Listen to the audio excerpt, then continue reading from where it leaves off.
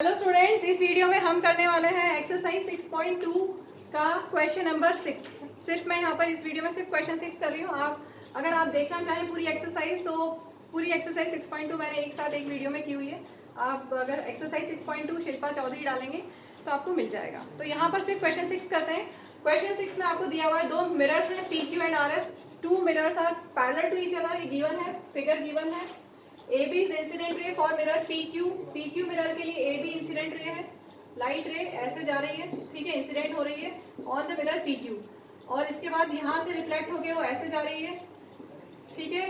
तो BC is reflected ray for mirror PQ and for mirror RS BC is incident रे। इसके बाद RS से ये रे रिफ्लेक्ट होके जा रही है CD, ठीक है। From mirror RS CD is for mirror RS CD is reflected ray. Clear है? तो PQ मिरर अगर आप देखेंगे तो AB इज इंसिडेंट रे, BC इज रिफ्लेक्टेड रे, और अगर RS मिरर लेंगे तो BC is incident ray and CD is reflected ray. Clear हो गया? अब हम यहाँ पर लॉज ऑफ रिफ्लेक्शन यूज करने वाले हैं। ध्यान से देखिए, अगर ये मिरर है और this is point of incidence, अगर लाइट रे ऐसे इंसिडेंट होती है तो क्या होता है? पॉइंट ऑफ इंसिडेंस पे हम बनाते हैं नॉर्मल, ठीक है, और लाइट रे ऐसे रिफ्लेक्ट होगी फॉलोइंग लॉज ऑफ रिफ्लेक्शन। क्या है law? Angle of incidence is equal to angle of reflection. ये लॉ आपने पढ़ा हुआ है लाइट चैप्टर में, ठीक है। तो यहाँ पर हम इसको, अच्छा पहले हमें कंस्ट्रक्शन करना पड़ेगा। मैं कंस्ट्रक्शन लिख दूँ, टू प्रूव भी लिखना पड़ेगा हमें। क्या प्रूव करना है इस क्वेश्चन में? हमें प्रूव करना है AB is parallel to CD, ठीक है। तो पहले कंस्ट्रक्शन करेंगे। कंस्ट्रक्शन में क्या करेंगे? ड्रॉ BE, ये नॉर्मल बनाना पड़ेगा मिरर के, ठीक है, तभी तो हम लॉज ऑफ रिफ्लेक्शन यूज कर पाएंगे। तो draw BE perpendicular to RS ले लो या PQ ले लो, एक ही बात है, और CF परपेंडिकुलर टू PQ, ठीक है। ये हमने कंस्ट्रक्शन कर लिया। क्लियर? अब हम यहाँ पर ये एंगल इक्वल टू ये एंगल लिख सकते हैं following this law, angle 1 equal to angle 2। तो प्रूफ स्टार्ट कर रहे हैं।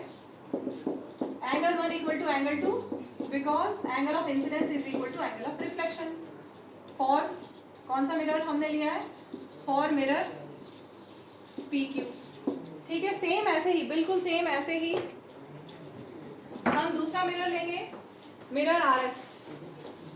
देखिए ये RS मिरर है, ठीक है। RS मिरर के लिए ये इंसिडेंट रे है, BC incident ray,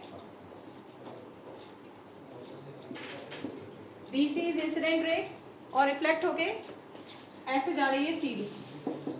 clear? BC is incident ray and CD is reflected ray for mirror RS। इस पे आप नॉर्मल बनाएंगे एट पॉइंट ऑफ इंसिडेंस, ये नॉर्मल हमने बनाया। और यहाँ पर फिर से लॉ ऑफ रिफ्लेक्शन क्या होगा? Angle of incidence is equal to angle of reflection, ठीक है। तो यहाँ पर हम नेम दे देते हैं 3 और 4, एंगल 3 और एंगल 4। तो ये तो पता है ना एंगल ऑफ इंसिडेंस क्या होता है? Angle between incident ray and normal is angle of incidence, और angle of reflection is angle between reflected ray and normal is angle of reflection. Clear? तो यहाँ पर क्या होगा? Angle 3 will be equal to angle 4 because angle of incidence is equal to angle of reflection for which mirror? For mirror RS।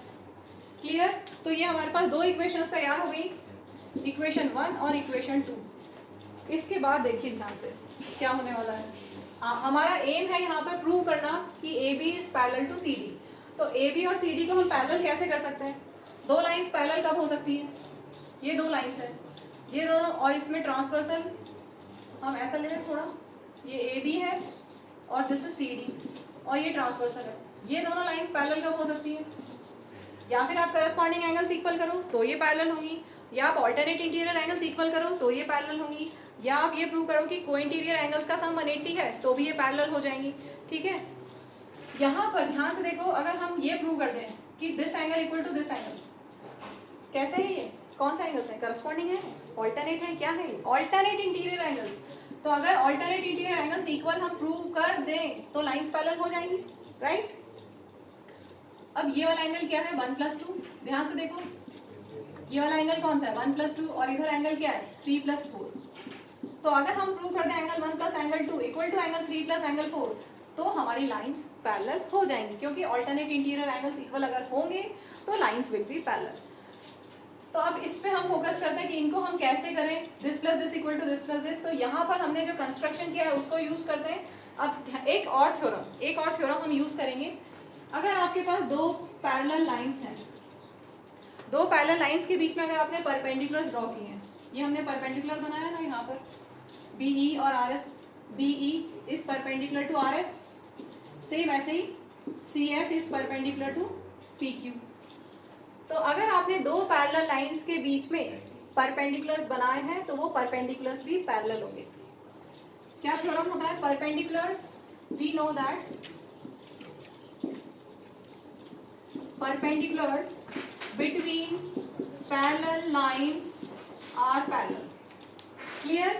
अगर दो parallel lines हैं तो उनके बीच में अगर आप परपेंडिकुलर्स ड्रॉ करोगे तो वो परपेंडिकुलर्स आपस में पैरेलल होंगे। तो अगर ये दोनों पैरेलल हैं, ध्यान से देखो, अगर ये दोनों पैरेलल हैं, मैं वापस बना रही हूँ एक बार, ये दोनों पैरेलल हैं, ठीक है, और ये ट्रांसवर्सल, तो this angle equal to this angle होगा, क्योंकि लाइंस पैरेलल है। अगर BE और CF ये दोनों पैरेलल हैं, ठीक है, इसको लिख लें, BE is parallel to CF। अगर ये दोनों लाइंस पैरेलल हैं, that means this angle equal to this, ये एंगल हमारे पास 2 है और ये angle 3, angle 2 equal to angle 3। समझ में आया? ये दोनों लाइंस पैरेलल हमें मिल गई है, इसका मतलब this angle equal to this, क्योंकि यहाँ पर देखो ध्यान से Z बन रहा है, Z बनता है ना, ये Z यहाँ पर भी Z बन रहा है, ये बाद में यूज करेंगे। यहाँ पर ध्यान से देखो, ये Z बन रहा है, ऐसे देखोगे दिख रहा है Z, सबको दिख रहा है, तो this angle equal to this angle होगा। So if BE is parallel to CF, that means angle 2 equal to angle 3. Reason, alternate interior angles। अगर लाइंस पैरेलल है तो alternate interior angles इक्वल होंगे, ठीक है। अब अगर एंगल 2 इक्वल टू एंगल 3 मिल गया हमें, तो अब इसके बाद क्या करें? हमारा एम है कहाँ तक पहुँचना, एंगल 2 + 1 और एंगल 3 + 4 तक पहुँचना। तो इसी में अगर मैं दोनों साइड 2 से मल्टीप्लाई कर दूँ, कर सकते हैं ना, सेम नंबर से दोनों साइड मल्टीप्लाई किया जा सकता है। Twice of angle 2 equal to twice of angle 3। Now in place of, now instead of writing twice of angle 2, I can write angle 2 plus angle 2 and here angle 3 plus angle 3. Now in place of angle 2, I can write angle 1, right? ये angle 1, angle 2 as it is, and in place of angle 3 I can write angle 4, एक angle 3 as it is. In place of 1 angle 2 हमने लिखा angle 1 और in place of एक angle 3 हमने लिखा angle 4। Clear? कहाँ से लिखा? From first and second। First और सेकंड हमने यूज किया है, यहाँ पर मिल गया ना, यही तो रिजल्ट है, यही तो प्रूव करना था हमें। Angle 1 plus angle 2 equal to angle 3 plus angle 4, यही तो प्रूव करना था। एंगल 1 प्लस एंगल 2 को क्या लिख सकते हैं? एंगल क्या? ABC, एंगल ABC, और एंगल 3 प्लस एंगल 4 कितना है? कितना है? BCD, angle BCD। अब देखो ये दोनों एंगल्स कैसे हैं?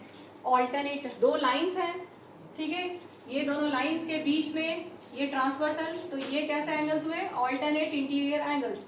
तो क्या है? Alternate interior angles are equal, alternate interior angles are equal. और अगर ऑल्टरनेट इंटीरियर एंगल्स इक्वल है तो लाइंस पैरेलल होंगी, AB और CD पैरेलल होंगी। This proves the result. Thank you.